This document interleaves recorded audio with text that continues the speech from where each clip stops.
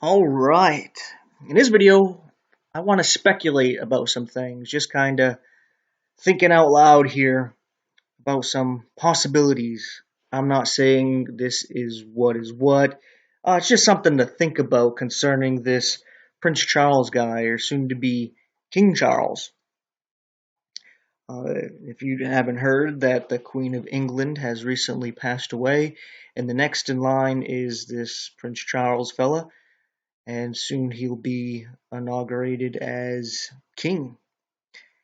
And it's just kind of like, all right, whatever. That's how I thought of it at first. But then I was thinking about some things. Thinking about some of these prophecy teachers, and they were talking about the animals as described in Daniel chapter 7, I believe it is, about the lion and the bear and the leopard, and then the undescripted beast. It doesn't give a name for what kind of beast it is, just some kind of weird Hydra-like dragon. But anyway, they'll say that the lion represents England, and that it was mighty and had wings and it was spreading all around everywhere. But then it had its wings plucked off, and they say that symbolized as the wings are going over to America, and that it was given a man's heart, and that it was Christianized, got away from Catholicism, brought into Christianity, and actually introduced common law to the world, which actually has us all set free, which is the highest law of the land, which is something I'm going to actually end up getting into. But anyway, they'll say that the bear represents Russia, and that they actually pick the bear to represent their country. And there's some interesting things that tie Russia to a bear, just like England would use a lion to represent their nation along with a dragon, keep in mind. And then they'll say that the leopard and his four heads actually represents Germany. And I was like, what? And I actually looked into it. And for a while, Germany was actually using the leopard as a symbol for their nation. And it's already had 3 Reichs. And they say that it's going to have a 4th Reich that represents its 4 heads. And it was like, wow, okay, there's something to it. Not to mention that the leopard was fast as it went around, doing what it did. And that's exactly what Germany was known for, especially World War II with Hitler, with the Blitzkrieg, just quickly going in, taking over places, and quickly going over and getting to other places before they could regroup and resupply or any of that stuff. They just very swift. And I was like, all right, that makes sense. And you may be asking, well, what does it have to do with this guy? Well, in Revelation, we're told about the beast, and that he's actually a man, and it talks about a body like a leopard, the feet of a bear, the mouth of a lion. And I was thinking about it. And I was like, hey, wait a second. The royalty of England claims to actually be from Germany. They have German blood. That would mean that that's your body of the actual leopard. Like, this guy would be from German descent. Right? And the feet of the bear is its foundation and movement of that of communism, socialism, something that we have promoted with this guy.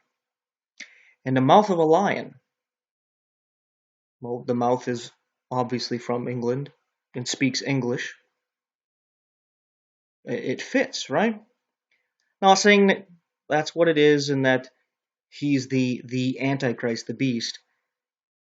Maybe his son or whoever's next in line, I don't know. Maybe him himself, I don't know.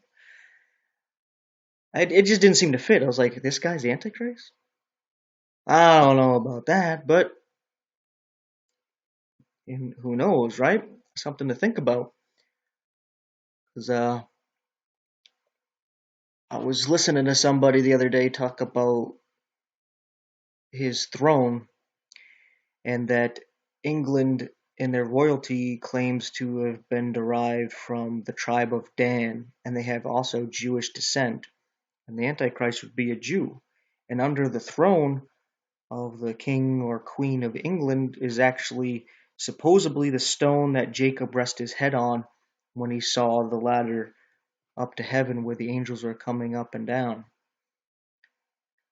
And Dan is also a tribe that is not mentioned of the 12 tribes in Revelation that are sealed.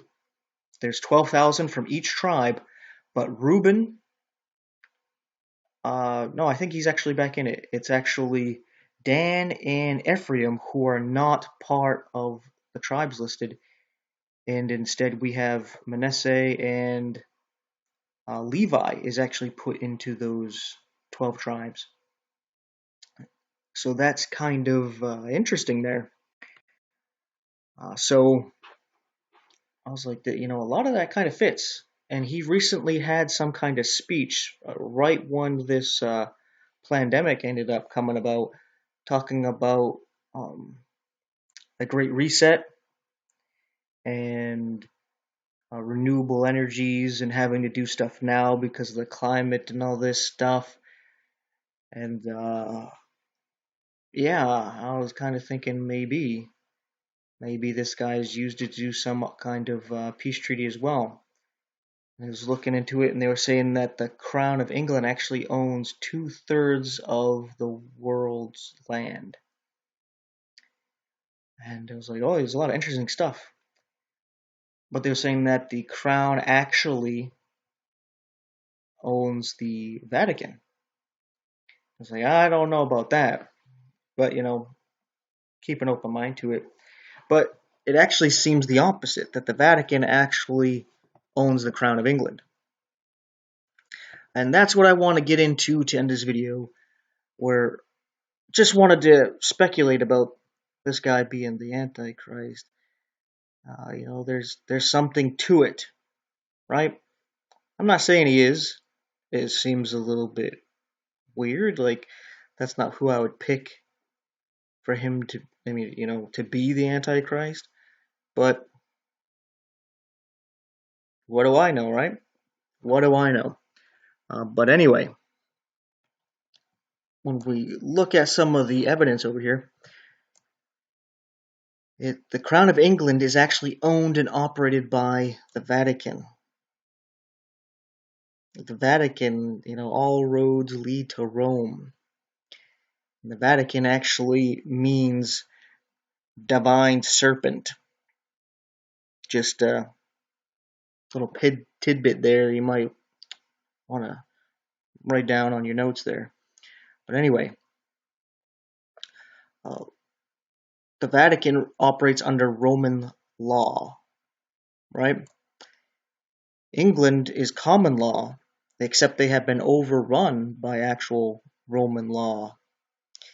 And like it talks about here, the United States and its courts also overrun by Roman law. Something I'll talk about as I go through these tabs I got up here. But it's basically all run through the Vatican.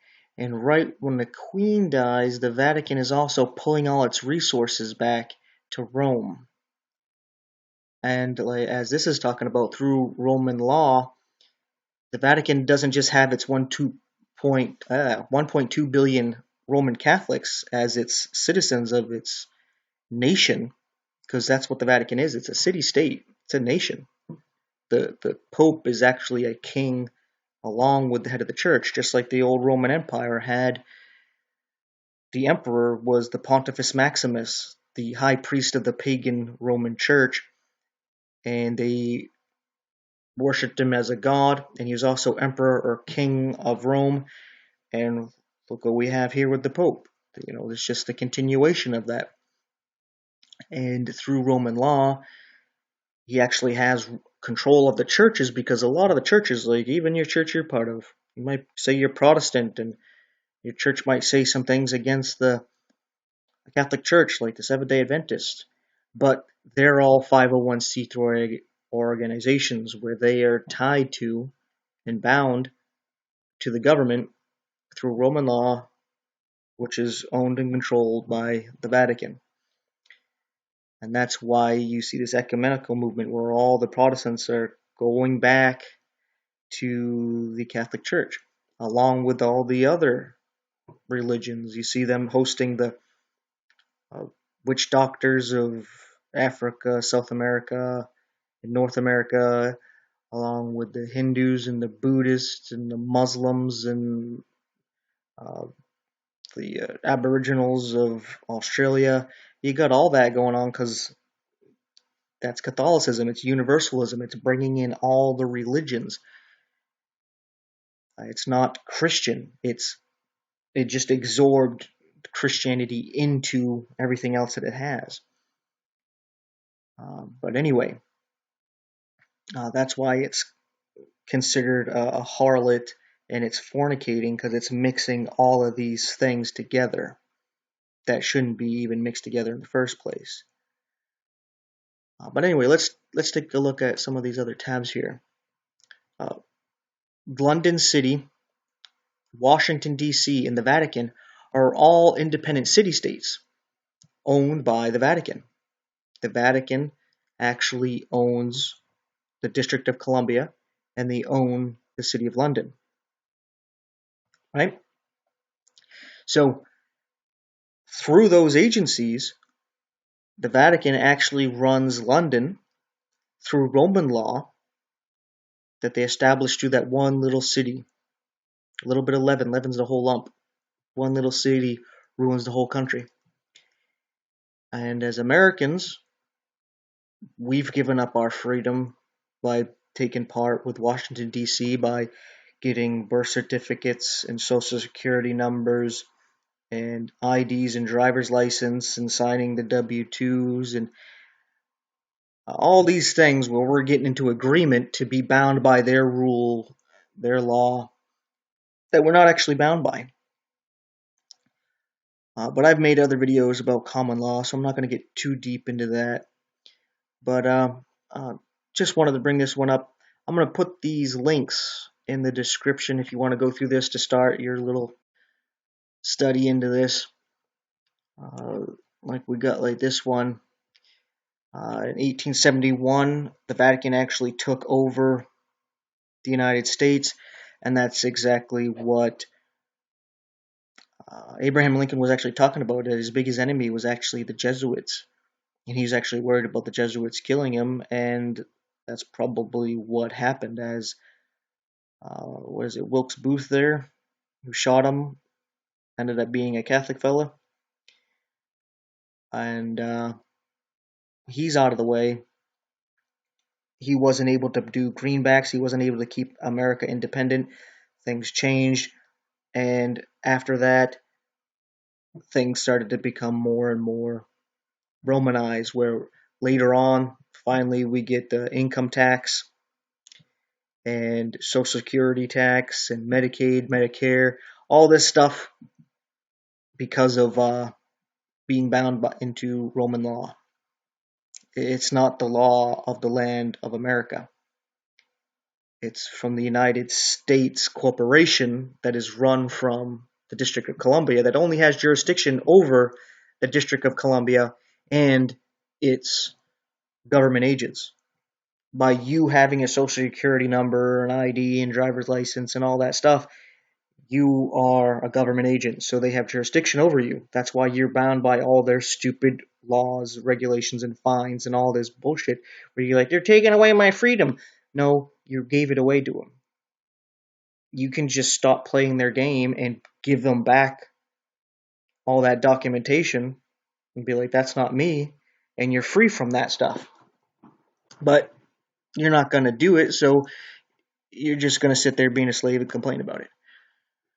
But anyway, just one more thing here about the Vatican owns everything. And I wanted to bring this one up for Catholics because of this interesting thing said by Boniface VIII in his papal bull called Unum Sanctum, where he says, "Furthermore, we declare, we proclaim, we define that it is absolutely necessary for salvation that every human creature be subject to the Roman pontiff." So that means you would have to be subject to the Roman pagan priest, because the Roman pontiff is not something that's Christian. The Roman pontiff is the high priest of the pagan Roman religion that existed before Christianity came about. The Roman pontiff is not a Christian thing. Just a heads up there. But it says for you to be saved, you need to be subject to the Roman pontiff. That's what they declare. This is not something from Christianity. And this is interesting because I talk to Catholics all the time, and pretty much all of them, there's a few who support Francis, but most of them say that he's either an antichrist or an anti-pope, and they don't agree with the things that he's saying and doing. So it's like, well, then you're not saved. According to the Catholic Church, you're not saved. You're a Protestant. You're protesting against the Pope. You're not saved. You're not in subjection to the Roman Pontiff. It's just another hypocritical contradiction that Catholics have, and they're just, for the most part, going to ignore it. And then later on, when they're judged by God, they're going to have to explain to him why they didn't give two shits about this. But that's on them, because there's people like me who have been telling them for quite a while. They have no excuse. So, yeah, I'll put these links in the video description. You can check it out. But anyway, that is that. Something interesting to think about. Like, there is something to the royal line of England having to do with being a Jewish Antichrist. So, with that being said, thanks for watching and take care.